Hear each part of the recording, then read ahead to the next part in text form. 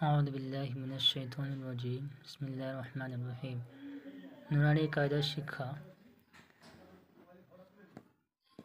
আমরা দেখেছি পূর্বে হারাকাত হরফে মাদ্দা হরফে লিনের পরে এখন আমরা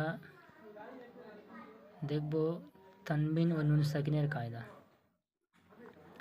তানবিন কাকে বলে আমরা দেখেছি, দুজাবার দুজে দুবেশকে তানবিন বলা হয়। আর নুন সাকিন যে নুনের পর সাকিন থাকে তাকে নুন সাকিন বলে। আর তানবিন নুন সাকিন আওয়াজ একই রকম হয়, ওই জন্যে তানবিন আর নুন সাকিনের কায়দা একই সঙ্গে দেওয়া হয়েছে। এখানে তানবিন নুন সাকিনের কায়দা 4টি দেওয়া হয়েছে। 1 নম্বর ইজহার, 2 নম্বর ইখফা, 3 নম্বর ইকলাব, 4 নম্বর ইদগাম। তানবিন নুন সাকিনের প্রথম কায়দা এখানে ইজহার। তানবিন বা নুন সাকিনের পরে, তানবিন অথবা নুন সাকিনের পরে যে কোনো একটার পরে যদি হরফে হালকি 6টা অক্ষর অর্থাৎ হামজা, হা, আইন, হা, গইন, খ এর মধ্যে যদি কোনো একটি অক্ষর আসে তাহলে তানবিন বা নুন সাকিনের আওয়াজকে জাহির করে বিনা গুন্নায় তাড়াতাড়ি পড়তে হয়। একে ইজহার হালকি বলা হয়। অর্থাৎ যেহেতু হালকি কেন বলা হয়, এই হামজা, আইন, হা, গইন, খ হালাক থেকে কণ্ঠনালী থেকে উচ্চারণ হয়, এই জন্যে একে হালকি বলা। হালাক মানে হালকি অর্থাৎ কণ্ঠনালী থেকে উচ্চারণ হয় বলে হালকি বলা হয়। আচ্ছা, তাহলে যদি এই তানবিন বা নুন সাকিনের পরে এই 6টা অক্ষরের মধ্যে কোনো একটি অক্ষর আসে তাহলে তানবিন নুন সাকিন আওয়াজকে জাহির করে বিনা গুন্নায় তাড়াতাড়ি পড়তে হবে। আমরা আরেকটা প্রসেস দেখব যে তানবিন বা নুন সাকিনের পরে এখানে 6টা দেওয়া আছে, হামজা, হা, আইন, হা, গইন, খ এর সঙ্গে আরও দেখব লাম আর র।